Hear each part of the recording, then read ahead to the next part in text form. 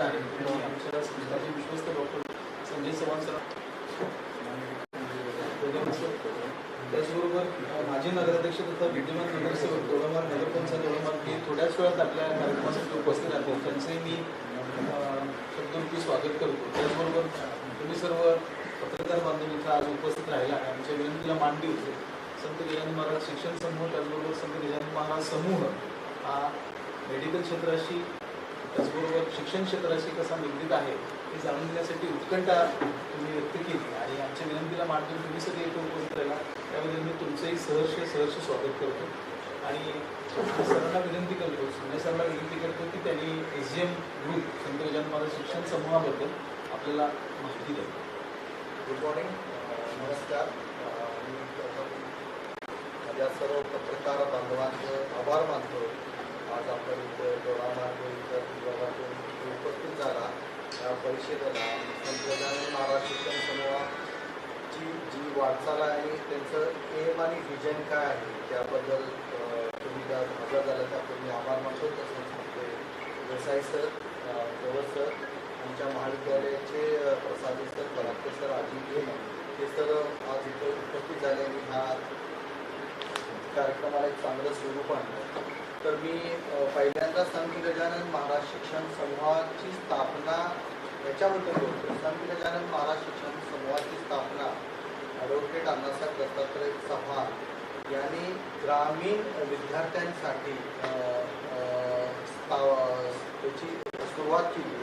सुरुवातीला पुढच्या एक 50 वर्षाचं व्हिजन घेऊन म्हणजे साधारणतः 1984 साली महाराष्ट्रातलं पहिलं इंग्रजी माध्यमाचं D.Ed कॉलेज काढलं. ज्यावेळी ते इंग्रजी माध्यमाचं D.Ed कॉलेज काढलं त्यावेळी महाराष्ट्र शासनाने त्यांना बऱ्यापैकी 2 वर्ष विरोध केला की आपल्या महाराष्ट्रामध्ये मराठी आहे आणि प्राथमिक ज्यावेळी प्राथमिक शाळेमध्ये हे D.Ed झालेले शिक्षक जातील त्यावेळी तिथं तुम्हाला स्टाफ मिळेल का आणि मुलांनाही इंग्रजी झेपल का.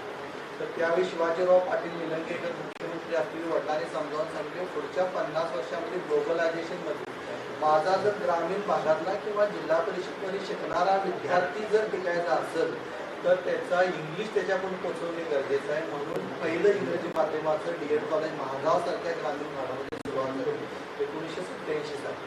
त्याच्या मागचा एक विजन होता की महाराष्ट्रामध्ये आज जरी आपण पत्रकार परिषद मित्र आहेत, आपण सर आहेत, अजूनही आपल्या याच्यामध्ये इंग्रजीची जी भीती आहे स्पेशली ग्रामीण भागामध्ये जास्त आहे, जी शहरामध्ये नाही. तर त्यावेळी आपण ते इंग्लिश मिडियममध्ये D.Ed करून बरेचसे शिक्षक अख्ख्या महाराष्ट्रामध्ये कार्यरत आहेत जिल्हा परिषदमध्ये. त्याच्यानंतर मला वाटतं 2007 साली शासनाने GR केला की ज्यावेळी इंग्लिशचं प्रमाण वाढलं, ग्लोबलायझेशन आलं किंवा प्रत्येक नगरपालिकेच्या शाळेमध्ये किंवा याच्या जिल्हा परिषदच्या शाळेमध्ये सुद्धा एक इंग्रजी माध्यमाचा शिक्षक हवा आहे. त्याच्यानंतर त्याच्यात एक राखीव जागा सुद्धा ठेवण्यात आल्या. त्याच्यानंतर संत गजानन महाराज शिक्षण समूह आम्ही ग्रामीण भागामध्ये कार्यरत करत असताना अशी गोष्ट लक्षात आली की ग्रामीण भागामध्ये आणि आपल्या डोंगरी भागामध्ये आणि स्पेशली आमचा महागाव, चंदगड आणि आपला दोडामार्ग हा एक साम्यच आहे. तर त्याच्यामध्ये विद्यार्थ्यांना शिक्षण आणि आरोग्य याची फार मोठी जी ही आहे ती दरी होती. म्हणजे शहरात लोकांच्याकडे सर्व सोयी उपलब्ध असतात, शिक्षणामध्ये पण असतात आणि आरोग्य याच्यामध्ये असतात. मग त्यावेळी आपण D.Ed कॉलेज सोबत 1997 साली ग्रामीण भागातलं पहिलं 25 बेडचं रुरल हॉस्पिटल आम्ही महागावसारख्या ठिकाणी सुरुवात केली. हे 2 वर्ष हॉस्पिटल सुरू करण्यासाठी प्रचंड आम्हाला त्यावेळी डिफिकल्टीज आल्या. त्यावेळी आम्ही आमच्या घरातले 4घेही डॉक्टर आहे, आमचे वडील वकील होते आणि आम्ही 4घे आज डॉक्टर होतो आणि आम्ही 25 बेडपासून त्या हॉस्पिटलची सुरुवात केली. पहिली 2 वर्ष खूप टफ गेली. आज ते 25 बेडचं 400 बेडमध्ये आपण ते हॉस्पिटल रूपांतर केलं आहे. ते सगळे साहेब ग्रामीण भागात. आता हे हॉस्पिटल ज्यावेळी सुरुवात केली त्यावेळी आपल्याला लक्षात आलं की जसं आपण आरोग्याची सेवा देतोय त्यावेळी आपण आरोग्य शिक्षण सुद्धा ग्रामीण भागातल्या विद्यार्थ्यांना देणं गरजेचं आहे. तर आता पहिल्यांदा मी हॉस्पिटलमध्ये सांगतो की 25 बेडचं जे आज आपलं हॉस्पिटल आहे ते साधारणतः पहिल्यांदा 4 स्पेशालिटी म्हणजे मराठीत सांगायचं म्हणजे स्त्री रोग, जनरल मेडिसिन म्हणजे जो जनरल मेडिसिनचा विभाग आणि डोळ्यांचा विभाग, त्याच्यानंतर आपल्या सर्जरी, ह्या 4 स्पेशालिटी दुसरी आपण एक ग्रामीण भागामध्ये सुरुवात 25 बेडनं सुरुवात केली. आज त्याच हॉस्पिटलमध्ये युनिट 1 मध्ये आपल्याकडे 18 सुपर स्पेशालिटीज आहेत. त्याच्यामध्ये आपल्याकडे किडनीचे सर्व डायलिसिस मोफत होतात. त्याच्यानंतर सर्जरी म्हणजे अँजिओप्लास्टी टोटली फ्री होतात. त्याच्यानंतर गायनॅकच्या स्त्री रोगच्या संबंध सर्जरीज आपल्या महात्मा फुले जीवनदायी आरोग्य योजनेमध्ये ह्या सगळ्या मोफत होतात. साधारणतः आपल्याकडं वर्षाला कमीत कमी 400 ते 500 डिलिव्हरी होतात.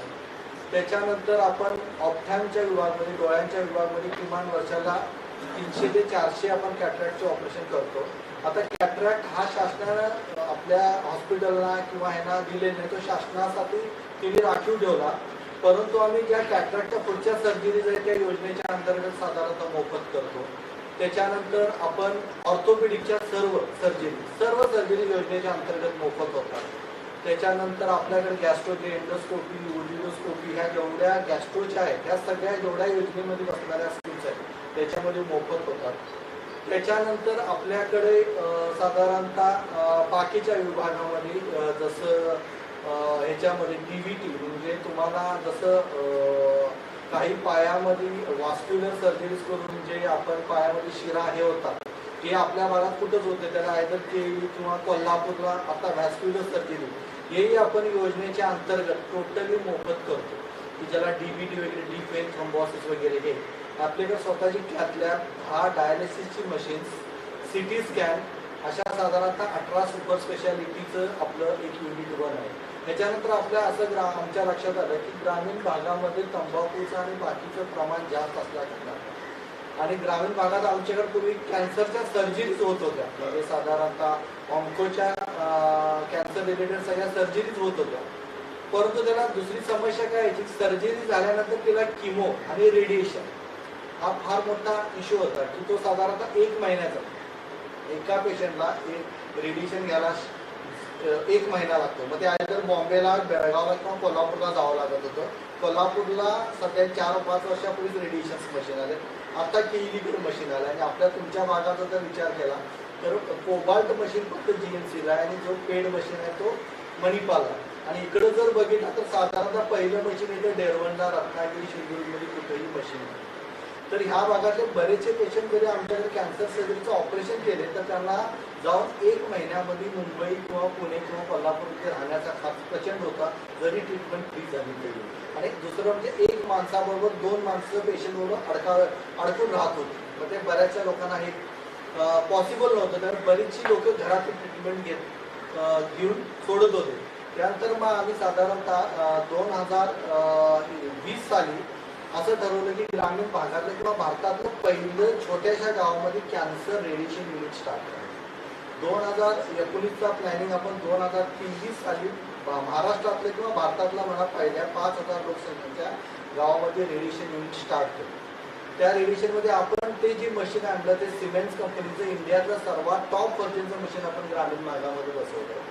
आज साधारणतः मला वाटते कोकणामध्ये 45 ते 50 पेशंट म्हणजे आम्ही सिंधुदुर्ग कुडाळ ह्या भागामध्ये सगळ्या डॉक्टर्सना भेटून फ्री ट्रीटमेंट केली की ज्या ट्रीटमेंटची कॉस्ट आहे साधारणतः 50,000 पासून ते 2.5 लाखापर्यंतच्या सर्व योजनेमध्ये. काही कर्नाटकमध्ये पेशंट आहेत, काही गोव्याच्या योजनेमध्ये सुद्धा पेशंट आपण तिथे ट्रीटमेंट केली.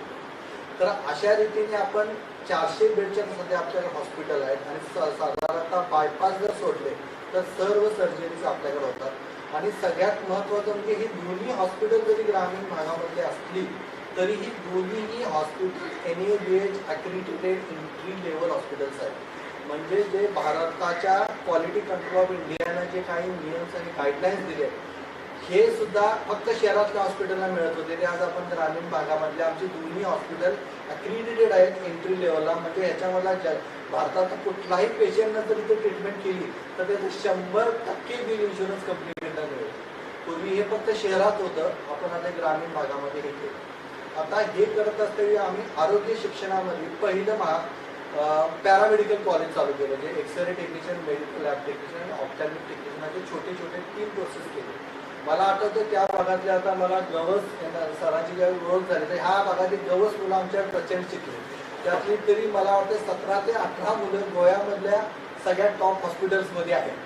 त्या काळामध्ये हे X-ray technician, CT scan technician, MRI technician मुलांना काय माहिती नव्हतं ग्रामीण भागातले. त्यावेळी आम्ही या भागातल्या आमच्या कोल्हापूर भागात काही शिक्षक आहेत त्यांना सांगून ती मुलं आली. आज त्या बऱ्याचशा वरच्या पोस्टवरची मुलं काम करतायत. म्हणजे तुम्हाला गोव्यातील हॉस्पिटल म्हटले तर ते अपोलो, RJ, त्याच्यानंतर व्हिजन, इव्हन GMC गोवामध्ये साधारणतः 17 ते 18 मुलं आपल्याच कॉलेजचे आहेत आणि प्रत्येक गोव्याच्या टॉप हॉस्पिटलमध्ये आपल्या पॅरामेडिकलमध्ये शिकून गेलेली मुलं आहे. याचा भाग आम्हाला असं होतं की ग्रामीण भागातल्या विद्यार्थ्यांना जर आरोग्य सेवक किंवा ह्या शिक्षणात आणायचं असेल तर ह्यांना आपण हॉस्पिटलला संलग्न असणारे कोर्सेस सुरू केले पाहिजे. सगळ्यांना काय डॉक्टर किंवा इंजिनियर किंवा हे होता येत नव्हतं, तर काही त्याच्या फीज पण जास्त होत्या. म्हणून आम्ही ते पहिल्यांदा पॅरामेडिकल कॉलेज सुरू केलं. त्यासोबत आपण नर्सिंग कॉलेज पहिल्यांदा सुरू केलं की ज्याच्यामध्ये ANM, GNM, BSc हे साधारणतः आपल्याकडे नर्सिंग कोर्सेस आहेत. ANMची आपली 2 कॉलेजेस, GNMच्या 40चा इंटेक आहे आणि BSc नर्सिंगचा 40चा इंटेक आहे. त्या भागात सुद्धा आपल्या भागातून किमान आपल्याकडे मला वाटतंय 30 ते 40 विद्यार्थी आता शिकत आहेत आणि किमान 100 ते 200 विद्यार्थी इथून पासआउट होऊन गेलेले आहेत. काही शासनामध्ये सुद्धा काम करतायत या भागातले, कुडाळ या क्षेत्रामध्ये वगैरे. साधारणतः 2009 पासून आपण नर्सिंगचे कॉलेज सुरू केले. आता 2024 पर्यंत आपल्या 100-150चा इंटेक आहे आणि नर्सिंगच्या सर्व ब्रांचेस आपल्याकडे आहेत. त्यानंतर आपण 2006 साली ग्रामीण भागातलं पहिलं D.Pharm कॉलेज चालू केलं. तर त्या D.Pharmला मला वाटतं एक अभिमानाची गोष्ट आहे. दोडामागचं आणि आमचं शिक्षण संस्थेचं कदाचित नातं वेगळं असेल. पहिली शिल्पा जोस म्हणून मुलगी आहे याच भागातली, तिनं पहिलं ऍडमिशन घेतलं. तर त्यावेळी ह्या इथली आणि मालवण ह्या भागामध्ये एकही कॉलेज नव्हतं. कोल्हापूरला कॉलेजेस होती, बेळगावला होती, परंतु अख्ख्या सिंधुदुर्ग जिल्ह्यामध्ये एकही फार्मसी कॉलेज नव्हतं 2006 साली. 2006च्या नंतर 9-10 वगैरे सिंधुदुर्ग जिल्ह्यामध्ये कॉलेजेस सुरू झाली. मग आपण 2006ला D.Pharm केलं, 2009ला B फार्मसी, M फार्मसी आणि PhD पर्यंतचे साधारणतः आपल्याकडे फार्मसीच्या स्ट्रीममध्ये कॉलेजेस आहेत. 2008 साली पहिलं पॉलिटेक्निक कॉलेज आपण सुरू केलं. त्यावेळी सुद्धा आपली कोकणातल्या सिंधुदुर्ग जिल्ह्यातील प्रचंड मुलं होती. कारण एकच 2008 साली शासकीय तंत्रनिकेतन मालवण हे सिंधुदुर्ग जिल्ह्यामध्ये नारायण राणे साहेबांचं इंजिनिअरिंग कॉलेज होतं, तर पॉलिटेक्निक नव्हतं.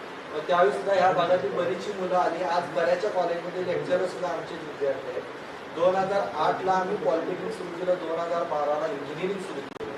हे सुरू करत असतेवेळी आपण असं लक्षात आलं की आपण त्या मेडिकल साईडला पण गेलो. मग आपण आयुर्वेदिक कॉलेजची स्थापना केली. आयुर्वेदिक कॉलेज करत असताना आपण बाकीच्या ज्या अलाइड ब्रांचेस आहेत त्याच्यामध्ये PGDM असेल किंवा MRI टेक्निशियन असतील, डायटिशियन्स असतील, असे बरेचसे कॉलेजेस की जे ग्रामीण भागातल्या विद्यार्थ्यांना इझी जॉब उपलब्ध होईल किंवा एखाद्या विद्यार्थ्याला स्वतःचा व्यवसाय सुरू करता येईल. आणि आमचा नेहमी फोकस असतो की ग्रामीण भागात. आज आमच्याकडे शहरात कोणी मुंबईचे विद्यार्थी आले, परंतु संस्थेचं विजन आहे की ज्याला शिक्षण मिळत नाही, जो शिक्षणातून वंचित आहे, ज्याच्या आई वडिलांना माहीत नाही की माझा मुलगा 10वी-12वी पास झाल्यानंतर काय करायचं, त्याला कुठे ऍडमिशन घ्यायचं, अशा विद्यार्थ्यांसाठी आपण नेहमी काम करत असतो. या दृष्टिकोनातून आम्ही असे कोर्सेस चालू केले. BAMSचं कॉलेज आपलं आहे, आता एक बॅच बाहेर पडलेलं आहे. आता ह्या सगळं करत असताना ह्या 2012 ते 2024च्या कालामध्ये जर बघितलं असं, तुम्ही पत्रकार आहात, तुम्हाला सगळं माहिती आहे की भारतामध्ये असं कुठलं गाव नाही आहे की कुठलं कॉलेज कुठलं नाही आहे. प्रत्येक ठिकाणी प्रत्येक कॉलेजेस आले. परंतु आम्ही ठरलं की आपल्याकडे येणारा जो विद्यार्थी आहे तो अतिशय गरीब आहे, सामान्य कुटुंबातून आलेला विद्यार्थी, काही शेतकऱ्यांची मुलं आहेत, काही हातमजूर करणाऱ्यांची मुलं आहेत, की ह्या मुलांना डिग्री घेऊन उपयोग होणार नाही.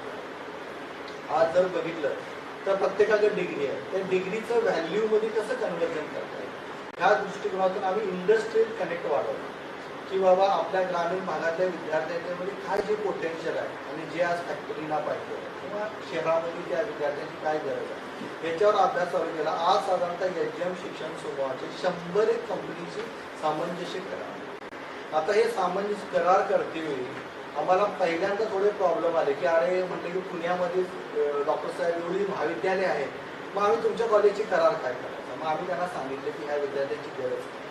आज म्हटलं सर, आज तुम्हाला एक साधं उदाहरण द्यायचं सांगतो की म्हटलं तुम्ही पुण्यातला सिव्हिलची मुलं होती, त्या पुण्यातल्या नामांकित कॉलेजमध्ये BE सिव्हिल झालेली 16 ते 17 मुलं एका कंपनीने घेतली. त्या कंपनीची 17 मुलं एका एअरपोर्टसाठी रांचीच्या जवळ त्या कंपनीला टेंडर मिळाला. एअरपोर्टचं काम आयसोलेटेड आहे, तुम्हाला माहिती आहे. ज्यावेळी एअरपोर्ट घ्यायच्या अगोदर ते किती डोंगरामध्ये किंवा शहराच्या बाजूला असतं. तर ती 17च्या 17 मुलं 8 दिवसामध्ये ती कंपनी सोडून आली. तर त्याचं कारण एक होतं की ते म्हणजे आम्ही हे उन्हात थांबणार नाही, तुमचा जो 20,000 रुपये जो पगार आहे तो आम्हाला पुरवत नाही, आमचा एवढा पॉकेट मनी आहे आणि आम्हाला काही काम नाही. त्याच कंपनीनं आमच्याच कॉलेजची 4 मुलं घेतली होती, 4च्या 4ही मुलं राहिली. तर ते म्हटले की आम्ही ह्याच्याच्या जास्त उन्हात काम करतोय, आम्हाला याची आवड आहे. त्याच्यानंतर त्या कंपनीनं सांगितलं की इथून पुढचे सगळे जे कॅम्पस आहे तुम्ही सहल तर तिथल्या मुलांना कामाची गरज आहे, त्या मुलांना माहिती आहे. आणि तिथून आपल्या सुरू झाली. साधारणतः आज कॅम्पस प्लेसमेंटसाठी देशातल्या सगळ्यात टॉपमोस्ट कंपन्या एचएमला आहेत. त्याचबरोबर आम्ही आणखी एक असा हे फायदा घेतला की ह्याच भागातून जे आज गरीब किंवा लोक जे शहरामध्ये गेली, ज्याच मोठमोठ्या पोस्टवर आहेत, मोठमोठ्या सीईओवर, ह्या लोकांच्या लक्षात आलं की बाबा आपण आपल्या गावी काहीतरी केलं पाहिजे. आपण जरी पुढे गेलो तरी मागं बघितलं पाहिजे. ह्या दृष्टिकोनातून आम्ही बऱ्याचशा कंपनीला कनेक्ट केले. आज साधारणतः मर्सिडीज बेंझ असेल, टाटा मोटार्स आहे, TCS आहे, इन्फोसिस आहे, त्याच्यानंतर टॉलब्रो मोटर्स आहे, सिमेन्स आहे, ह्या सगळ्या नावांकित कंपनीमध्ये आपल्याच भागातून गेलेले मोठे अधिकारी आहेत. त्यांनी आपलं करून आपल्या मुलांना प्लेसमेंटसाठी प्रचंड मोटिवेट केलं. त्याच्यानंतर आमच्या लक्षात आलं की बाबा आपल्या विद्यार्थ्यांना जो आम्ही शिकवतो, आज तुम्ही जर बघितलं तर प्रत्येक गावामध्ये प्रत्येक कॉलेज आहे, सगळ्यांचा सिलेबस सेम आहे. परंतु सिलेबस सेम असून त्या कंपनीमध्ये मुलांना जॉब मिळत नाही. ज्यात BE आहेत तर बरीच मुलं आज गावामध्ये बसलेली आहेत. तर ह्या मुलांना आपल्यासाठी काय करावं लागेल? मग त्या इंडस्ट्रीवाल्यांनी सांगितलं की साहेब की तुम्हाला जर ह्या मुलांना जॉब हवे असतील तर तुम्हाला काही सिलेबसमध्ये चेंजेस करावे लागतील. म्हणून आपण HGM फिनिशिंग स्कूल नावाची एक स्थापना केली की ज्याच्यामध्ये विद्यार्थ्यांना शिकवत असलेले इंडस्ट्रियल एक्सपर्ट्स आणून काही सब्जेक्ट घ्यायचे, इंडस्ट्रियल लोकांचे मार्गदर्शन द्यायचं विद्यार्थ्यांना की आज इंडस्ट्रीमध्ये काय चाललंय, तू काय शिकतोय, त्याच्यामध्ये गॅप भरून काढायचा आणि त्या विद्यार्थ्याला इंडस्ट्रीमध्ये आपण प्लेस करतो.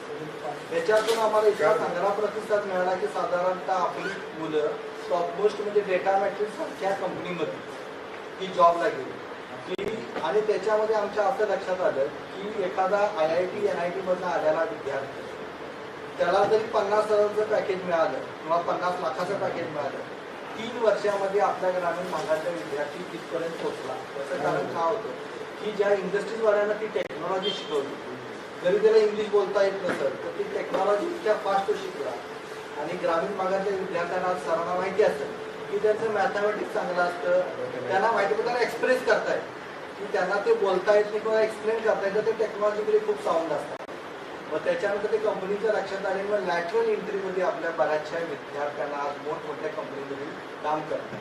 तर आपण आता काय केलं, जे विद्यार्थी आमच्या मोठमोठ्या इंडस्ट्रीमध्ये आहेत तर आम्ही त्यांना काय सांगितलं की आम्ही तुला तिथपर्यंत घेऊन पोहोचवलो, तर तुझी जबाबदारी आहे की तुझ्या बाकीच्यांना पण न्यायचं. त्यांची आपल्याकडे साधारणतः खूप वर्षातून 3 ते 4 वेळा आम्ही आमच्या ॲल्युमिनीचे टॉक्स किंवा ॲल्युमिनीचे लेक्चर्स आमच्या मुलांना देतो, ज्यानेकरून इथं येणारा विद्यार्थी आज बाहेर पडल्या त्याला नोकरी मिळाली पाहिजे. तसंच आता आपण काय केलं की काही असे विद्यार्थी आहेत की ज्यांना शिक्षण घेऊन स्वतःचा व्यवसाय करायचा, तर आपण असा व्यवसाय सुरू करण्यासाठी काही आता आमच्याकडे ऑप्टोमेट्री आहे, CT स्कॅन टेक्निशियन आहे किंवा MRI आहे किंवा DMLT किंवा आपले पॅरामेडिकलचे काही कोर्सेस किंवा आपले इंजिनिअरिंगचे, अशा विद्यार्थ्यांना स्टार्टअप्समध्ये आणलं. आज गोव्यामध्ये जर म्हणतात की आपले डोळ्याचे नंबर काढणार किंवा हे जे ऑप्टिकल शॉप्स आहेत त्या आमच्या मुलांचे कमीत कमी 55 आहेत. म्हणजे 55 मुलांनी स्वतःची गोव्यामध्ये, त्यातले आपल्या भागातले सावंतवाडी पासून कुडाळ किंवा आपल्या बांदा ह्या भागातल्या सुद्धा प्रचंड मुलांनी मुंबईपासून साधारणतः गोव्यापर्यंत स्वतःचे व्यवसाय सुरू केले, स्वतःचे दुकानं सुरू केलेले आहेत. आणि त्याच्यातून त्यांना हे झालं. काही मुलांनी आमच्या, एक जो मुलगा आहे कुडाळचा, त्याचं आडनाव मला वाटतं सावंत आहे, त्याची मुंबईत स्वतःची 5 एक्सरे मशीन आहेत आणि 2 CT स्कॅन मशीन्स आहेत. त्याच्यानंतर एक निप्पाणीचा एक माणूस आहे, मुलगा आहे, तो आमच्याकडे शिकला. तो गोव्यामध्ये मला वाटतंय त्यावेळेचा अपोलो व्हिक्टर हॉस्पिटलमध्ये 3 वर्ष जॉब केला. तिथं अँटोनी स्पाइस म्हणून एका डॉक्टरांची ओळख झाली. दोघांनी मिळून निप्पाणीमध्ये एक छोटंसं सोनोग्राफी युनिट टाकलं. आज तिची स्वतःची 2 CT स्कॅन आणि 3 MRI मशीन्स. मग विद्यार्थ्यांना लक्षात आलं की बाबा आपण सुद्धा टाकून डॉक्टरना बोलवून हे करू शकतो. मग असे जे प्रकारचे ते ट्रेनिंग आहे ते आम्ही प्रचंड विद्यार्थ्यांना देण्यात आलं. आता हे करत असलेले आमच्या लक्षात आलं की काही विद्यार्थ्यांना काही आपल्या अडचणी घेऊन त्यांना पुणे मुंबईला जाता येत. मग आपण काय करायचं, तर आज बघा, आज आपलं दोडामार्ग आहे, आपलं छोटंसं गाव आहे. इथली जर इंडस्ट्री किंवा आज आपल्या मुलग्याला इथंच शिक्षण घेऊन BE झाला किंवा BCA झाला, MBA झाला, MCA झाला, एखादी डिग्री घेतली, तर त्याला जर इथं जॉब करायचा झाला तर त्या दृष्टिकोनातून आपल्याला इन्फ्रास्ट्रक्चर किंवा त्या प्रकारच्या सॉफ्टवेअर इंडस्ट्रीज नाही. तर आम्ही पहिल्यांदा की एक भरारी डिजिटल सर्व्हिसेस नावाचा BPO ची सुरुवात केली. आता BPO म्हणजे कोण? BPO म्हणजे बिझनेस प्रोसेस आणि आउटसोर्सिंग. ह्या ज्या कंपन्या असतात हे TCS, Infosys, Cognizant, Accenture, Capgemini ह्या ज्या सॉफ्टवेअर कंपन्या सगळ्याचा BPO असतो. म्हणजे तिथं काय एक एम्प्लॉई, एक लॅपटॉप, एक कम्प्युटर म्हणजे ते झालं. तर आपल्या ग्रामीण भागातल्या अशा विद्यार्थ्यांना तर असे व्हाईट कॉलर जॉब म्हणून ऑफर करणार की ज्या कायम AC मध्ये बंद ह्याच्यामध्ये आपल्या ग्रामीण भागात स्पेशली मुलींना अशा प्रकारचे जर जॉब करायचे असतील तर पुणे मुंबईला जावं लागतं. त्यांना असे ग्रामीण भागामध्ये जॉब पाहिजे. मग आम्ही साधारणतः 7 लोकांच्या पासून एक BPO आमच्या कॅम्पसमध्ये सुरुवात केली. आज त्या BPO मध्ये साधारणतः 110 म्हणजे ह्याच्यामध्ये काम करतात ऑफिसमध्ये बसून आणि 100 मुलं साधारणतः वर्क फ्रॉम होम मध्ये कामं करतात. आणि आता ही मुलं म्हणजे साधारणतः मी सांगतो की अभिमानाने एखाद्या आमच्या तिथल्या जवळच्या औंढी जवळच्या एका धनगरवाड्यातली मुलगी लॅपटॉप बसून US काम करते. म्हणजे की त्या मुलांना जर तुम्ही फॅसिलिटीज दिल्या तर ती कुठेही जाऊ शकतात. आज आम्ही ग्रामीण भागातल्या मुली आमच्या US क्लायंट बरोबर संध्याकाळी इव्हिनिंग शिफ्ट मध्ये काम करतात. तिथल्या डॉक्टरांचे रिव्ह्यू मॅनेजमेंटची कामं करतात. पहिल्यांदा हे करत असते मी बऱ्याचशा कंपनीने हे केले की तुम्हाला मॅन पॉवर ही मिळेल का, ग्रामीण भागातल्या विद्यार्थ्यांना हे जमल का, डेटा एंट्री जे आपण म्हणतो तेवढीच त्यांना येते, ते सॉफ्टवेअर मधले येईल का, डेटा अनालिसिस येईल का त्यांना, अशा बऱ्याचशा प्रश्न आले. खरं आज ह्याच्या मागचं इव्हन मुंबई पुण्याच्या कंपन्यांना सुद्धा लक्षात आलं की बाबा की ग्रामीण भागातल्या विद्यार्थ्यांच्यामध्ये हाय पोटेन्शियल. आता हा BPO स्थापन करतेवेळी आमचे काही इंडस्ट्रियल कनेक्ट्स होते. तुमच्याच भागातल्या एक मॅडम होत्या की ज्या TCSच्या हेड होत्या आणि त्यांनीही मला आयडिया सांगितली की माझ्या त्याची युरोपमध्ये भेट झाली होती. तर ते म्हणजे की मी म्हटलं असं ग्रामीण भागामध्ये आपण शिक्षण समूह हे करतो. तर त्यांनी मला सांगितलं की आज भारतामध्ये मधल्या काळामध्ये 2010 पासून 2018 पर्यंत जर तुम्ही भारतामध्ये बघितला तर प्रचंड IT मध्ये रिसेशन आलं होतं. म्हणजे हे आपल्या कॉम्प्युटर बिझनेस किंवा कॉम्प्युटर आपण सॉफ्टवेअरमध्ये रिसेशन आलं होतं. याचं कारण काय होतं की आपली जी शहरं आहेत म्हणजे जो हा IT बिझनेस आहे हा मुंबई असेल, पुणे असेल, तुमचे चेन्नई, हैदराबाद, बेंगलोर या ठिकाणीच हा हे झालं क्राऊडेड झालं होतं. आणि इथली जी आपली लाईफस्टाईल आहे म्हणजे तिथं 30,000 किंवा 25,000 रुपये पगार घेणारा माणूस 3 वर्ष सुद्धा राहू शकत नव्हता कारण तिथे कॉस्ट ऑफ लिव्हिंग हाय झाली. त्यामुळे त्या कंपनीला तिथं स्टाफ रिटेन होत नव्हता. मग या इंडियन कंपनीने आपली जी कॉस्ट वाढवण्यासाठी अमेरिकन क्लायंटवर किंवा बाहेरच्या देशातील क्लायंटवर आपली कॉस्ट वाढवली. त्यामुळे तिथल्या लोकांना इंडियाची कॉस्ट खूप वाढायला लागली. मीनवाईल काय झालं, थायलंड असेल, फिलिपाईन्स, इंडोनेशिया ह्याच्यामधील सुद्धा ग्रामीण भागामध्ये छोटे छोटे BPO झाले आणि ही लोक 25 ते 20,000 मध्ये कामं करून द्यायला लागले. आणि हा संबंध भारताचा बिझनेस छोट्या छोट्या खेड्यांच्यात केला. त्याच्यानंतर भारताच्या इंडस्ट्रीजमध्ये आले किंवा भारतामध्ये लक्षात आलं की आपण हा तालुका लेवलला ह्या लेवलला हा बिझनेस नेला पाहिजे की 25,000 मध्ये काम. आज दोडामार्गमध्ये जर एखाद्या BCA झालेला मुलग्यानं जर 25,000 मध्ये काम केलं तर तो स्वतःच्या घरचं घेऊन शेती बघून राहून व्यवस्थित तो रिटेन राहू शकतो आणि त्या कंपनीला त्या प्रकारचं काम देऊ शकतो. मग हे काम करत असते महाराष्ट्रामध्ये असं झालं नाही. परंतु जर तुम्ही साऊथला गेला तर बेंगलोर असेल, चेन्नई असेल, आंध्रा असेल किंवा हे आपलं तुमचं तामिळनाडू आणि काही भाग केरळामध्ये छोट्या छोट्या गावामध्ये असं मी व्हिजिट केला होता. असाच एक मंगल कार्यालय होता. तिथं 700 मुलं काम करत होती. सगळे कॉम्प्युटर घेऊन काम करत होते US कंपनीचं. तिथं खूप एक पेनिट्रेशन झालं तर आपल्या महाराष्ट्रामध्ये झालं नाही. मग त्याच्यानंतर आम्ही सुरुवात केली आणि आम्हाला इतका चांगला हे मिळाला. तर आम्ही काय करतो काही मुलांना की ज्यांची परिस्थिती आर्थिक खूपच खराब आहे त्यांनी 3 तास आमच्या BPO मध्ये काम करायचं. त्याला 3-4 हजारचा स्टायपंड मिळतो. 5 झालं की त्या कंपनीमध्ये आम्ही रिक्रूट पण करतो. आणि आता आपण असं की जी मुलं आपल्याकडे पास होती त्यांनी तिथं जॉब करायचा 2-3 वर्ष. आणि हे जे आमचे क्लायंट्स असतात ते US किंवा युरोपियन कंट्रीचे असतात किंवा मोठ्या कंपनीचे क्लायंट्स असतात. त्या कंपन्या करतात 4 वर्षात तुमच्याकडे केला तर तो हा मला रेडीमेड मॅनपॉवर मिळाला. त्या मोठमोठ्या कंपन्या त्यांना ॲब्सॉर्ब करतात.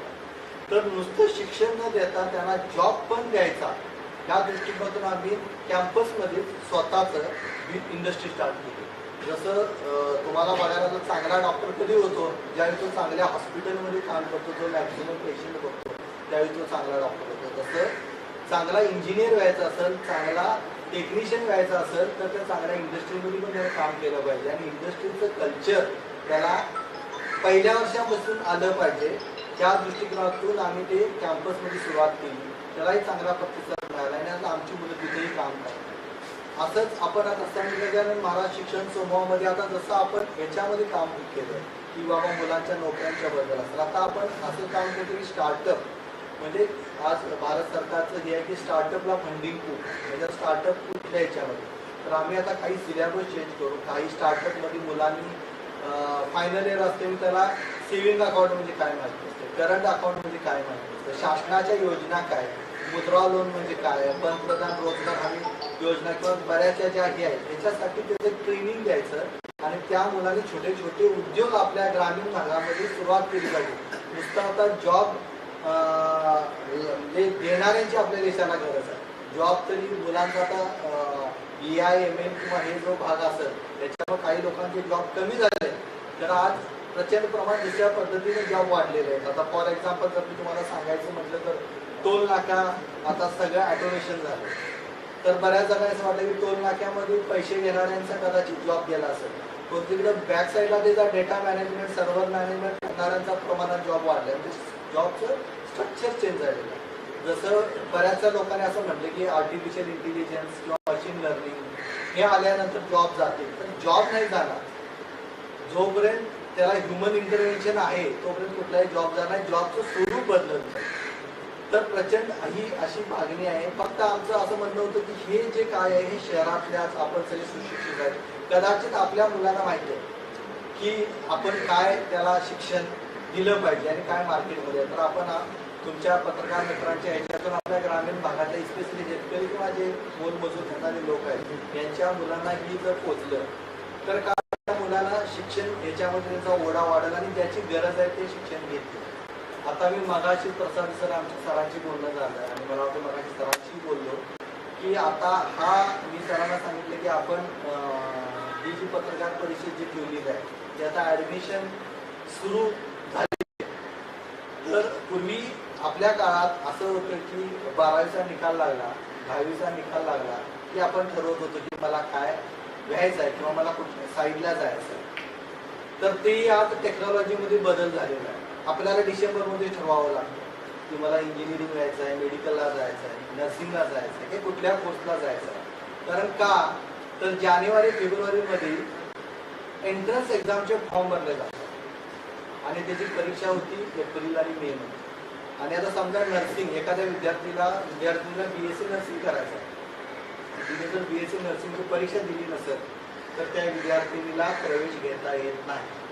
तर त्यासाठी आपण अशी एक मी विनंती करतो की तुम्हाला सर्वांच्याच आपण एक डिसेंबरमध्ये पत्रकार परिषद करू किंवा आपल्या भागातील सर्व शिक्षकांना आणू आणि कोणती एंट्रन्स एक्झाम दिली की कोणत्या विद्यार्थ्याला कुठं प्रवेश मिळतो आणि त्याचा शिक्षणाबद्दल एक मार्गदर्शन करू आणि जेणेकरून त्यांचं शैक्षणिक नुकसान होणार नाही. तर आता थोडंसं परिस्थिती बदलली आहे.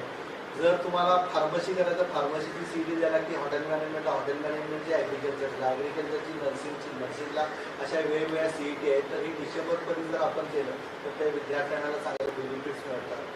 आणि दुसरंही असं सांगतो की आज आपण ग्रामीण भागामध्ये बघितलं तर तुम्हाला माहिती असेल की अजूनही विद्यार्थ्यांना प्रवेश कुठं घ्यायचा ते कळत नाही. आज मी बघितलं ना तर आमच्याकडे साधारण कम्प्युटर सायन्सचा कोर्स आहे, तर त्या कम्प्युटर सायन्सला 60 आमच्याकडे इंटेक आहे. त्या अख्ख्या महाराष्ट्रामध्ये 300, 300-350चा इंटेक आहे. तर ते प्रचंड पोरं आमच्याकडे दिसतात कॉम्प्युटरला घेत आहे. तुम्ही म्हणतो अजिबात बाळ कॉम्प्युटरला घेतो. तर ह्याच्यामध्ये सुद्धा कसं आहे की तुम्ही प्रवाहाच्या उलटं जावं की ज्यावेळी कॉम्प्युटरची आज कदाचित त्याला स्कोप असेल तर माझी डिग्री 5 वर्षांना बाहेर पडते, त्यावेळी त्याला स्कोप पाहिजे, त्याला तुम्ही प्रवेश करा. म्हणजे मी साधारणतः माझ्याकडून कॉम्प्युटरला डोनेशन घेऊन आला तर मी म्हणतो तू सिव्हिल आहे, तू फ्युचर सिव्हिल किंवा नर्सिंगला घ्यायला आलं तर मी म्हणतो तू फिजिओथेरपी लागतो, JMSला घ्यायला आलं तर म्हणतो मी तू इंजिनिअरिंग लागेल. काही सायकल बदलत असते. आणि विद्यार्थ्यांना डिग्री घेऊन जर जॉब नाही मिळाला, त्याला काही व्यवसाय नाही करता आला तर शिक्षणाकडून त्या भागातली 10 मुलं दुसरीकडे वळतात की बाबा हा डिग्री घेऊन कॉम्प्युटर घेऊन गावातच बसतात, मग मी कशाला. तर ते थोडं आपण सायकलच्या उलटं जावं लागतं, हे मार्गदर्शन आपल्या मुलांना करणं पण गरजेचं आहे. आणि हे आपण माध्यमाच्या किंवा ह्याच्यातून बऱ्याच वेळा झालं तर ते थोडंसं पालकांना पण घेऊन जातं. तर आम्ही नेहमी हे असं आमच्या पत्रकार बांधवांना सांगत असतो की थोडंसं तुम्ही प्रवाहाच्या उलटं लिहा की जेणेकरून विद्यार्थी प्रवाहात येतील. या दृष्टिकोनातून आज अतिशय मला आनंद वाटला की आप सगळे आज पत्रकार आमचे बांधव इथं हजर झाले या कार्यक्रमाला. त्याबद्दल मी संत गजानन महाराज शिक्षण समूहाच्या वतीने आभार मानतो.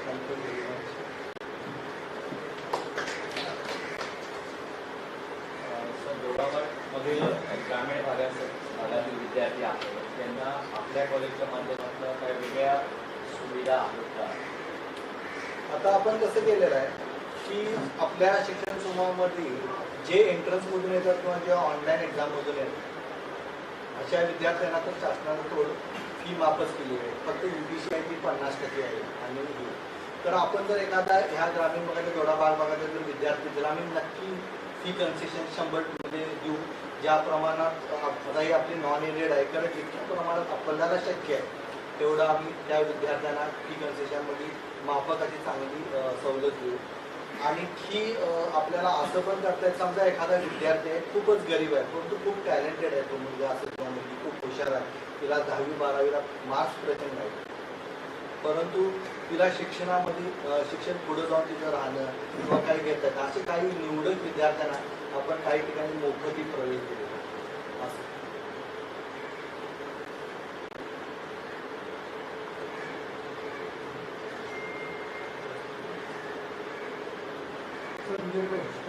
हा आता आपल्याकडे साधारणतः आमच्या कॅम्पसमध्ये 500 मुलांची राहायची सोय आहे. तर तिथं पण आपण साधारणतः मुलींना 12,000 पासून ते 70,000 पर्यंतच्या रूम्स आहेत.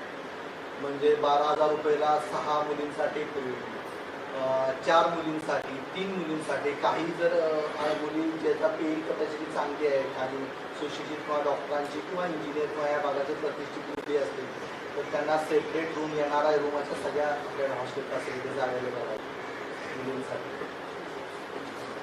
सर तुम्ही आता ट्रान्सपोर्ट फॅसिलिटीवर हां काय म्हणजे ट्रान्सपोर्ट म्हणजे याच्याबद्दल तुम्हाला सांगतो की आमचा जो शिक्षण समूह आहे ना हा गडिंग्लज तालुक्यापासून 5 किलोमीटरवर आहे.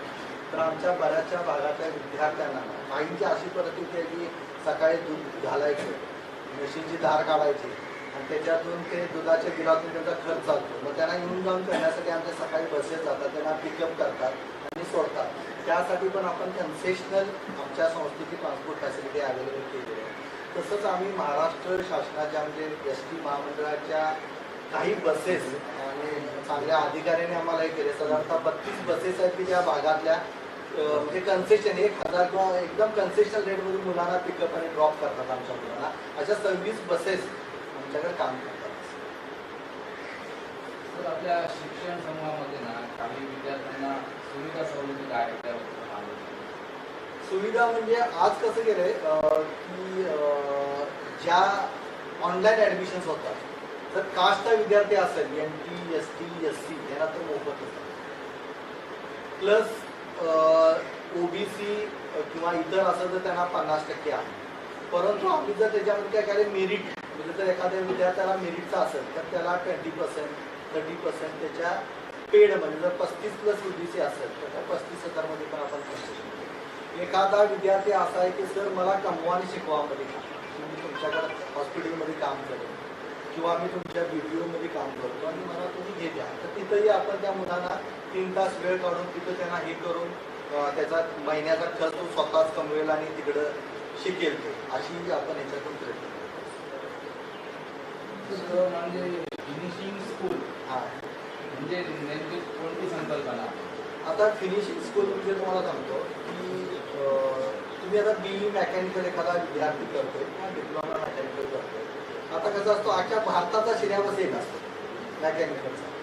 तो 5 वर्षातून किंवा 7 वर्षातून विद्यापीठाच्या निकषानुसार बदलत असतो. परंतु इंडस्ट्रीच्या लेवलला थांबत नाही. इंडस्ट्रीच्या स्पीडने चालते. समजा मी BE मेकॅनिकल झालो आणि मला जर जॉब घ्या जर टाटा मोटर्समध्ये गेले तर ते तिथला याच्या विचारतो की तुला रोबोटिक्स येतं का, तुला हे येतं का, तुला ते येतं का, अशा काही त्याला प्रश्न विचारतो. ते त्या विद्यार्थ्याला ती टेक्नॉलॉजी माहीत नसते. आपण काय करतो, त्या इंडस्ट्रीमध्ये एक्सपर्ट्स आणून त्या विद्यार्थ्यांना शिकवतो. मग ज्यावेळी हा विद्यार्थी तिथे जातो, इंडस्ट्रीमध्ये ज्यावेळी इंटरव्ह्यू होतो, त्यावेळी त्याला विचारतात की तुला ह्या टेक्नॉलॉजी माहिती आहेत का? तो म्हणतो हो मला माहिती आहे. ते कंपनी त्याला लगेच असं. नाही, जेवढ्या महाराष्ट्र शासनाच्या स्कॉलरशिप आहेत त्या सगळ्या स्कॉलरशिप आपल्याला अवेलेबल आहेत. आता ह्याच्यात सांगतो तुम्हाला, हे का तुम्ही प्रश्न म्हणजे जर तुम्ही डीम्ड युनिव्हर्सिटीला गेला तर याची कुठलीही स्कॉलरशिप मिळत. म्हणजे आता काही संजय वडावत युनिव्हर्सिटी आहे, काही मुलांनी आमच्या भागातल्या तिथे प्रवेश घेतला आणि त्याच्या लक्षात आलं अरे डीम्ड युनिव्हर्सिटीला ह्या कोणत्या प्रकारच्या स्कॉलरशिप उपलब्ध. मग ती मुलं त्यांना सोडून येतात. मग त्या मुद्द्यात त्याचं 2-2 वर्षाचं नुकसान होतं. असं प्रायव्हेट युनिव्हर्सिटीला ह्या स्कॉलरशिप अवेलेबल नसतात.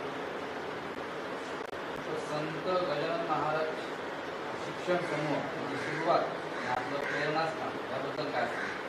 आता कसं होतं, माझे वडील डी.वाय. पाटील आणि शंकरराव चव्हाण हे मित्र होते आणि ते शेगावला गेले आणि तिथं कदाचित गजानन महाराजांच्याबद्दल तुम्हाला माझे एक संत विदर्भ वाचले आणि त्या शेगावच्या इंजिनिअरिंग कॉलेजची पायाभरणी होती. आणि तिथून शेगावचं त्यांनी परिसर बघितला, तिथे इंजिनिअरिंग कॉलेजची पायाभरणी झाली. तिथून आम्ही सुरुवात झाली की आपण बदलाने जसं D.Ed कॉलेज काढलं, मग ग्रामीण भागामध्ये आम्ही हे आलो आणि आज आपल्या कॅम्पसमध्ये महाराजांचं मंदिर आहे, ते आपलं प्रेरणास्थान आहे. आज सुद्धा इंजिनिअरिंगच्या, मेडिकलच्या, नर्सिंगच्या सगळ्या मुली महाराजांचं फेब्रुवारीमध्ये प्रकटन दिनाला साधारणतः 100 मुली पारायण करतात. साधारणतः 40% विद्यार्थी रोज दर्शन घेऊन कॉलेजला जातात आणि ते एक स्पिरिच्युअलिटी, आध्यात्मिक, आपलं कल्चर, आपली संस्कृती, एक मुलांना त्याची जोपासना होती आणि आध्यात्मिकतेच्या होते. आपल्या कॅम्पसमध्ये मंदिर आहे, त्या मंदिराच्या आरतीला सुद्धा आज आपल्या कॅम्पसमध्ये साधारणतः रोज 50-60 मुलं हजर असतात. महाराष्ट्र शासनाने नुसतं जाहीर केलेले आहे की मुलींना सवलत मिळणार आहे 100%. मग ते आपल्या समोरच्या माध्यमातून नाही, अजून ते महाराष्ट्र शासनाचं नाही. जसं की 8 लाख उत्पन्न समजा असेल ना, तर 50% सबसिडी होती, ती आता 100% करण्यासंदर्भात तसं हा तो उपलब्ध अजूनही ते चंद्रकांत दादांनीच बोललेले आहेत. तर ते अजून त्याचा प्रकार GR आलेला नाही आहे. तर तो GR येणं गरजेचं आहे. कदाचित अजून या ॲडमिशनचे ब्रोशर जे आहेत, माहिती पत्रकं उपलब्ध झालेली नाहीत, कदाचित त्याच्यात ॲड होईल. तर अजून कोणत्याही शिक्षण खात्याला किंवा कुठल्याही खात्याला त्या संदर्भात काय आलेलं नाही. पण सर ॲक्च्युली त्याच्या अगोदर 50% जो होता ना, काय आहे की 100% 50% सगळ्यालाच आहे. तर याच्यामध्ये तुम्ही सगळ्याच मुलींना मोफत देतो. भरारी डिजिटल सोल्युशन म्हणजे नेमकं काय? भरारी डिजिटल सोल्युशन म्हणजे ही आमची कंपनी आहे, जो BPO आहे, जशी TCS असेल अशी कंपनी आहे. त्या कंपनीची स्थापना मी मगाशी सांगितलं की ग्रामीण भागातल्या विद्यार्थ्यांना व्हाईट कॉलर जॉब मिळवण्यासाठी काय करावं लागेल आणि शिकत अर्न अँड लर्न स्कीम आपल्याच कॅम्पसमध्ये तो एक BPO आहे. साधारणतः 200 लोक तिथं काम करतात त्या ह्याच्यात.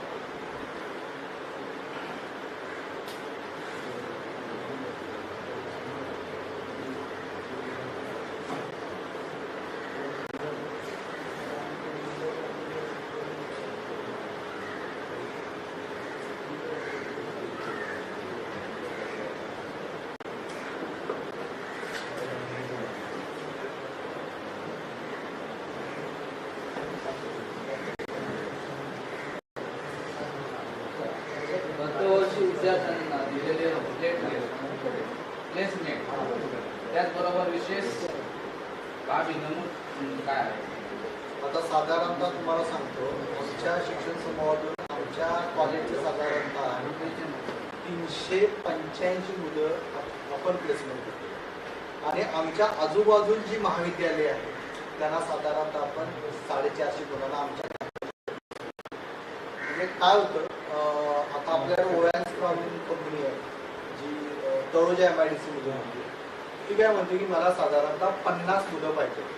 तर काय होतं, आमच्याकडे तेवढी मुलं नसतात, तर आमच्या बऱ्याचशा मुलांची ऑलरेडी प्लेसमेंट झालेली असते. तर आमची 10 मुलं आम्ही काय करतो, आजूबाजू कर्नाटकचा काही भाग, कोकणातला काही भाग, म्हणजे तुमच्या भोसले पॉलिटेक्निकची सुद्धा याची मुलं आमच्या कॅम्पसमधून लागते.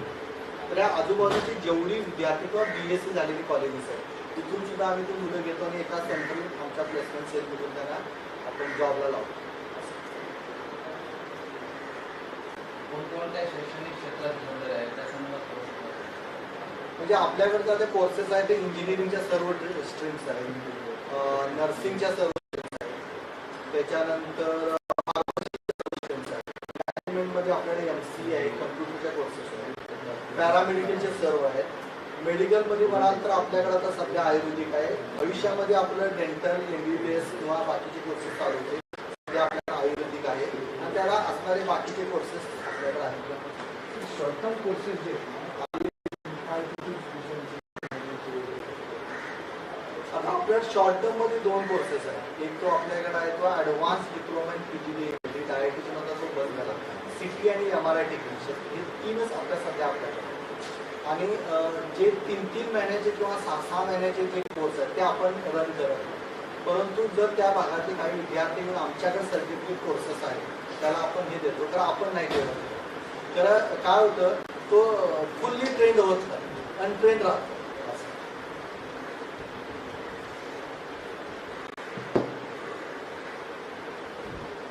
शैक्षणिक क्षेत्रातील आतापर्यंतची घोडदौड याबद्दल शिक्षण क्षेत्राची घोडदौड करत असलेली आम्ही ग्रामीण भागात विद्यार्थ्यांसाठी जी केली ही साधारणतः आमची निवासी शाळा असेल किंवा आम्ही 7 विद्यार्थ्यांपासून सुरुवात केली होती. यात साधारणतः आमच्याकडे 7,000 विद्यार्थी आणि हेल्थमध्ये जर साधारणतः बघितलं तर 25 बेडपासून आपण 400 बेडपर्यंत पोहोचलो. साधारणतः 10 लाख OPD बाहेर रुग्ण झाले आणि 1 लाखापेक्षा जास्त लोक झाले. आज आमची कॅन्सरची पण टीम आलेली आहे. कारण या भागात आम्ही तेव्हा सर्वे केला होता. या भागातील सुद्धा बरेचसे तुमचे पेशंट GMC गोवाला जातात. कारण तिथलं जे मशीन आहे ते कोबाल्ट मशीन आहे. अजून तिथं नवीन मशीन आलेलं नाही जे व्हेरियंट किंवा टार्गेट सेल्स कॅन्सर थेरपी म्हणतो की कोबाल्टमध्ये काय होतं की आता मी डॉक्टर असल्यापासून सांगतो की एखादा जर सेल कॅन्सरचा जर युरियात तेवढाच आहे तर ते कोबाल्टच्या आजूबाजूच्या ह्याला पण त्याचे रेट जातात. हे आपलं टार्गेट सेल म्हणजे त्याचा CT स्कॅन केला जातो आणि करून जिथे जिथे कॅन्सरचे सेल उरलेले आहेत त्या सेलवर जाऊन ते काम करतं. हे मशीन जे आहे ज्याला आपण लिनियर ॲक्सिलेटर म्हणतो हे व्हेरियंटचं आपल्याकडे मशीन आहे. आता ते इथं नाही आहे म्हणून आपण कोकणात इथले बरेचसे पेशंट यायला लागले. मग आपण गोळ्याची सुद्धा स्कीम घेते किंवा ह्या भागातल्या लोकांना आपण तिथं बोलून तिथं 30 दिवस राहण्याची आपल्याकडे मोफत सोय आहे. त्याच्याकडे 1 रुपये चार्ज करत नाही आणि आता व्हाईट रेशन कार्ड पण त्या योजनेत आले त्यामुळे पेशंटला 1 रुपये पण भरावा लागतो. सर गेल्या काही दिवसामध्ये डोळ्याचं कॅन्सर, डोळ्यामध्ये कॅन्सर म्हणजे बुबुळाचा कॅन्सर वगैरे होण्याचे जे रुग्ण आहेत ते पुण्यासारख्या हॉस्पिटलमध्ये जास्त यायला लागते. त्या संदर्भात तुमच्याकडे काही टेक्निक म्हणजे त्या ठिकाणी कॅन्सरवर उपचार करण्यासाठी किंवा तुम्ही मगाशी सांगितलं एक्सरे वगैरे सोडून ते रेत सोडून त्याच्या पद्धतीची उपचार पद्धती आहे का? हा आता कसा तो पहिल्यांदा कॅन्सर झाला त्याचा कशापासून झाला तो बघावा लागतो आणि आपल्याला त्याचे जे ट्रीटमेंट आहे ते पूर्ण होते आणि किमोथेरपीमध्ये आपण ते कव्हर करतो आणि जे रेडिएशन आहे ते तर आपण आरामात करू शकतो. तुला पुण्या मुंबईला जायची काही गरज नाही. दुसरी गोष्ट आता हे सगळे तुमचे कोर्सेस झाले. आज स्पर्धा परीक्षा असल्याशिवाय होत नाही. तर तुमच्या मुलांना UPSC किंवा MPSCचं मार्गदर्शन देण्याचा तुमचा विचार आहे का? नाही आता ह्याच्याबद्दल मी असं सांगतो की MPSC आणि UPSC जर तुम्ही बघितला तर साधारणतः 2% त्याचा सक्सेस रेट आहे. तर आम्ही काय म्हणतो की आमच्याकडे मार्गदर्शन आणि ज्या ॲप्टिट्यूड किंवा ज्या हे आहेत त्याचं आपण मार्गदर्शन नेहमी चालू असतं. आणि आमची फार्मसीची साधारणतः 7 ते 8 UPS आहेत. इंडियन एअरफोर्समध्ये आपल्या फार्मसीची बरीच मुलं आहेत, इंजिनिअरिंगची मुलं गेलेली आहेत. परंतु आम्ही काय म्हणतो की तुमचा प्लॅन B पण रेडी ठेवा. म्हणजे तुम्ही आता एक इंजिनियर झाला आणि 10 वर्ष जर MPSC UPSCचा अभ्यास केला आणि 10 वर्षामध्ये जर तुम्ही सक्सेस रेट झाला नाही तर 11व्या वर्षी ते इंजिनिअरिंगचं पण नॉलेज जातं आणि जे तुम्ही हे नॉलेज घेतले त्याचा मार्केटमध्ये काय उपयोग आहे. म्हणजे उदाहरणार्थ महाराष्ट्राचा सर्वात मोठा जिल्हा कुठला त्याचं क्षेत्रफळ काय आज त्याची मार्केटमध्ये फारसं डिमांड नाही. मग ती मुलं नैराश होऊन जातात आणि त्यावेळी त्यांना काय करायचं हे सुचत नाही. म्हणून आम्ही नेहमी करतो की तुम्ही बेसिक डिग्री घ्या, 3च वर्ष प्रयत्न करा, 4थ्या वर्षी बाहेर. आज तुम्ही साहेबांनी चांगला क्वेश्चन विचारला MPSC UPSC बद्दल आज क्रेज आहे. खरं आज तुम्ही जर बघितला ना MPSC आणि UPSC मध्ये सगळ्यात जास्त मुलं कुठली आहेत जी एकदम हुशार मुलं आहेत. मोस्टली जे IITची UPSC मध्ये IIT असतील, AIMची असतील किंवा NITची ह्या मुलांना इतकी हुशार असतात की मला इन कधी करायचं आणि एक्झिट कधी करायचं हे माहिती असतं. म्हणजे म्हणजे आज मी माझ्याच घरातली 3-4 मुलं 9-9 वर्ष याच्यात शिकलेत, आज ते काहीतरी त्यांना दुसरा व्यवसाय करावा. तेच काही मुलं एम्सची, आज तुम्हाला माहिती आहे एम्स हे भारतातलं सर्वात मोठं किंवा IITची मुलं, त्यांना लक्षात येते पहिल्या 2 वर्षामध्ये ते एक्झाम एक्झिट एंट्री घेतात, ते पास होतात आणि त्यांना लक्षात येतं की हे मला जमत नाही. म्हणजे मी एमच्या 3 मुलांची स्वतः मुलाखत घेतली होती की तुम्ही UPSCला जाताय तर तुम्ही कसं धाडस घेताय. तर ते म्हणतात की आम्हाला सर एवढं नॉलेज असतं की ह्याच्यामध्ये आम्ही 6 महिने अभ्यास केला की आम्हाला समजतं की मी ह्याच्यात सक्सेस होणार आहे काय नाही. सक्सेस होत असलं मी कंटिन्यू करतो, नाही आम्ही डिस्कंटिन्यू. तर हे आपल्या ग्रामीण भागाच्या मुलांना कळत नाही. आणि स्पेसिफिक काही क्लासेसवाले पण याच्यावर प्रेशर करतात की बाबा नाही तू कर कर कर. खरं तर 6-7 वेळा जर बाहेर पडला ना तिथून पुढे त्याचं खूप म्हणजे प्रॉब्लेम होतो त्या विचारात. म्हणून आम्ही नेहमी म्हणतो की तुमचा प्लॅन बी रेडी ठेवा. तुम्ही डिग्री घ्या, 3 वर्ष करा, 3 वर्ष झेपलं नाही तर सोडून.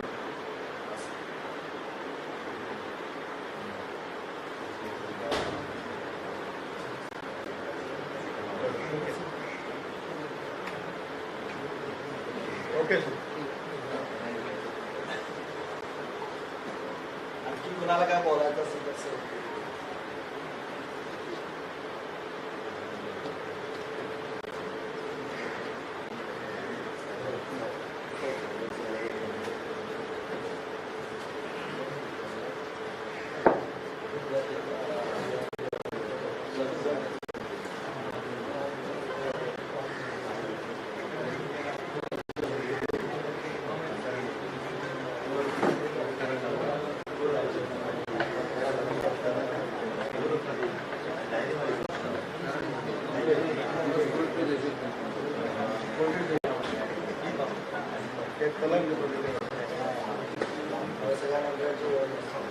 आता आपला विद्यार्थीच आहे, तुमच्या इथे तुम्ही निघाला आहे. आपली बरेच विद्यार्थी याला माहिती असतील.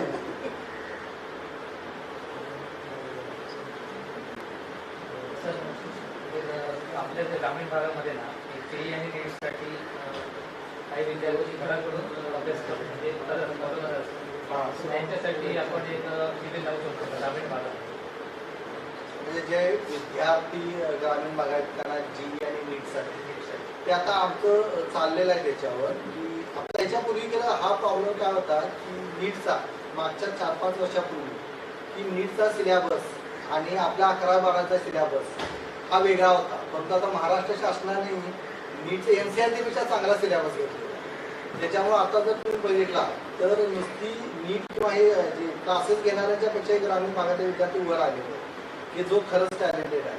तर त्या दृष्टिकोनातून आता आम्ही ना काही व्हिडिओ रेकॉर्डेड लेक्चर्स आता आपण करायला लागलो आणि त्या मुलांनी ते बघून जरी शिकले, लेक्चर जरी अटेंड केले तर भरपूर इफेक्ट. आणि क्रॅश कोर्सेस GEs आणि NEETसाठी आमच्या संस्थेमार्फत ह्या भागात आपण करायचा नक्की प्रयत्न करतो. तर सिलेबस आहे ऑटोनॉमस आहे की कुठला आता त्या आपल्याकडे जे आहे नाही, आमच्याकडचे जे सिलेबसेस आहेत ते शिवाय आमच्याकडे युनिव्हर्सिटीचे आहेत, काही MSBTचे आहेत, काही Maharashtra university of health science नाशिकचे आहेत. तर आता सगळ्या विद्यापीठांना फ्लेक्झिबिलिटी दिली की तुम्ही सिलेबस ठरवू शकता. न्यू एज्युकेशन पॉलिसीमध्ये तरी काय बॉम्बे युनिव्हर्सिटी, शिवाजी युनिव्हर्सिटी असं काय राहिलेलं नाही. तुम्ही तुमचा सिलेबस डिझाईन करायचा, तुमच्या मुलांना काय फायदेशीर असं ते. म्हणूनच आपण तो फिनिशिंग स्कूलचा कन्सेप्ट आणलेला. म्हणजे तुम्हाला उदाहरणार्थ सांगायचं म्हणजे जर आमच्या कॉलेजचा इंटेक आम्ही मुलांच्या डिमांडवर ठेवत नाही, इंडस्ट्रीमध्ये लोकांचे एक्सपर्ट घेऊन ठरवतो. म्हणून मी तुम्हाला उदाहरण सांगितलं की अख्ख्या महाराष्ट्राचा तुम्ही इंटेक चेक करा वेबसाईटवर जाऊन. सगळ्यांचा कम्प्युटरचा इंटेक 180-200 असेल, परंतु आपला HGMचा 60 असेल. म्हणजे mechanical 60, civil 60, electrical 60, computer 60, electronic 60. काय यायचं तर बेसिक ब्रांचेस जोपर्यंत येतात ना त्यालाच डिमांड असते. नाहीतर ते काय होतं कमर्शियलायझेशन होतं. म्हणजे 180 जर मी कम्प्युटरची मुलं घेतली, फी मला प्रचंड मिळेल, फायदा भरपूर होईल. तर 180 मुलांना जॉब देणं शक्य नाही आहे कुणाला. तर माझ्या कॉम्प्युटरमध्ये 67 मुलांना जॉब द्यायला 100 कंपन्यांना आम्हाला फोन करावा. मग काय होतं ते विद्यार्थी एकदा शिक्षण घेतले आणि त्याला जॉब नाही लागला ना, मी तर असं आमच्या प्राध्यापकांना सांगतो की एका गावातली जर 2 मुलं बेकार राहिली तर ते गाव बंद होतं, ते शिक्षणातून वंचित राहते. तर सरतेशेवटी काय आवाहन करा दोडामार्ग तालुक्यातील तरुणांनी SCM कॉलेजमध्ये प्रवेश घ्यावा याचं कारण काय आवाहन करा? आणि दोडा भागातील ह्या मुलांना स्पेशली आपला डोंगरी भाग आहे, आत्ता थोड्या गोवा याच्यामध्ये सुधारणा झाल्या की इथल्या मुलांना आज मार्केटचं स्टडी करून किंवा काळाची काय गरज आहे ते पाहून ते शिक्षण घेतलं पाहिजे. शिक्षण घेतात त्यावेळी मित्र जातो, मैत्रीण जाते, घरातले सांगतात, हे करून प्रवेश न घेता मला कशामध्ये आवड आहे आणि मला कशामध्ये करिअर करायचे आहे ह्या दृष्टिकोनातून 10वी पासून म्हणतो किंवा मी म्हणतो 8वी पासून प्रयत्न करून त्यानं त्या करिअर बद्दल अभ्यास करून त्या दृष्टिकोनातून त्यानं प्रयत्न करून त्या महाविद्यालयातून त्यानं प्रवेश केला. आणि याच्यामधूनही सांगतो की मी BE झालो, इंजिनिअरिंग झालो, नर्सिंग झालो म्हणून मला जॉब मिळेल, नोकरी मिळेल किंवा माझा व्यवसाय चालेल असं काही नाही आहे. तुम्ही आउट ऑफ द बॉक्स गेलं पाहिजे, आणखी ॲडिशनल त्याच्यामध्ये इनपुट करून सक्सेस झालं पाहिजे, हे महत्वाचं आहे. आणि आजकाल तर नॉलेज यूट्यूबवर सगळं मिळतं, फक्त आपण शिक्षण संस्थेने त्या विद्यार्थ्यांना चांगलं मार्गदर्शन, चांगला नागरिक घडवणं गरजेचं आहे. शेवटचे शिक्षणाबरोबर आपण हॉस्पिटलही चालवतो. हां, त्याबद्दल तुमचे मार्ग. म्हणजे आता आमचं इंजिनिअरिंग आणि हॉस्पिटल हे वेगळे दोन आहेत. आता ह्याच्यामध्ये आम्ही घरीच एक डॉक्टर आहे, म्हणजे मला वाटतं तुमच्या दोडा मागचे माझे सुद्धा 7-8 इथले पेशंट आहेत या भागातून. साधारण म्हणजे मला नावही माहिती आहे, या व्यापारीच आहेत सगळे, काणीकर वगैरे बरेच जण या भागातून माहिती आहेत. तर आमच्या लक्षात येतं की बाबा वैद्यकीय सेवेमध्ये सुद्धा काय आपलं डेडिकेशन, डिव्होशन पाहिजे. जसं विद्यार्थ्यांच्या काही समस्या आहेत की शिक्षणातल्या, तशा आपल्या पेशंटच्या बऱ्याचशा समस्या. ग्रामीण भागातल्या पेशंटला माहीत नसतं की कुठलं ट्रीटमेंट. आज हे मेडिकल सायन्स सुद्धा एवढा ॲडव्हान्स झाला आहे की बऱ्याच वेळा पेशंटची फसवणूक होते. तर त्या दृष्टिकोनातून आपण मी पेशंटला आवाहन करतो की जेवढ्या शासनाच्या सोयी उपलब्ध आहेत त्याचा लोकांनी फायदा घेतो. आणि मी असं सांगेन की आज आपण पत्रकार आहात की भविष्यामध्ये हेल्थ सेक्टर जो आहे तो परदेशा प्रमाणे महागडा होत जाणार. तर प्रत्येकानं शासनाची जरी असेल तर स्वतःची पॉलिसी करणं गरजेचं आहे. तर असं वाटतं की शासनाने आपल्याला योजना केलेली आहे. तर त्या योजनेमध्ये सांगतो पहिले जे 122,000 असतात जे कॉमनली होतात ते बाहेरच्या हॉस्पिटलमध्ये होत नाही, ते शासकीय हॉस्पिटल्समध्ये होतात. म्हणजे तुम्ही आज म्हणता मी MJPGY मध्ये एक सिझरचा पेशंट आणा तो फुकट करा, तो होत नाही. अपेंडिक्स होत नाही, ते शासनाकडेच करावं. आणि 122 पासून 1084 आजार हे योजनेमध्ये होतात, तर ते कॉमनली कुणाला होत नाही. पण अशाही गोष्टी आहेत की ज्या आपल्या पेशंटना माहीत नसतं. मग आम्ही बऱ्याच वेळा सांगतो की काय तुमचा 1,500, 2,000, 4,000चा हे असेल. म्हणजे एका फॅमिलीचा केला मेडिक्लेम इन्शुरन्स तो साधारणतः 5,000 ते 7,000 पर्यंत जातो. तर एखादी ट्रीप केल्यासारखी आहे, तो पहिल्यांदा प्रत्येकाने इन्शुरन्स उतरवणं गरजेचं आहे. तरच ट्रीटमेंट कॉस्टली काय व्हायला लागलं, टेक्नॉलॉजीची रूल करते हेल्थ सेगमेंटवर. तर साधारणतः बघितला छोट्या छोट्या गावामध्ये CT स्कॅन मशीन आहे, MRI मशीन्स आहे.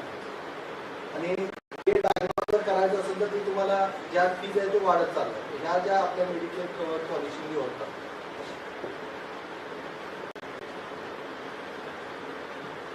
आता आम्ही इंडियन कॅन्सर सोसायटीला एक प्रपोजल देतोय की आम्ही आता कोल्हापूर जिल्ह्यातले साधारणतः 300 ते 400 घेऊन साधारणतः 7,000 ते 8,000 लोकांचं कॅन्सर स्क्रीनिंग केलं. तर आपण आता सिंधुदुर्ग जिल्ह्यासाठी पाठवतो की आम्हाला ह्या भागामध्ये मोफत कॅन्सर स्क्रीनिंगसाठी द्या. तो Hindustan petroleum Indian cancer society आणि आमचा जॉईंट हे होता. तर आपण या भागासाठी सुद्धा मागणी करतो. आता मला इकडं माहीत नाही की तंबाखूचं प्रमाण किती आहे, तर आमचा भागाजवळ निपाणी असल्यामुळे आम्ही थोडंसं फोकस केलेलं आहे.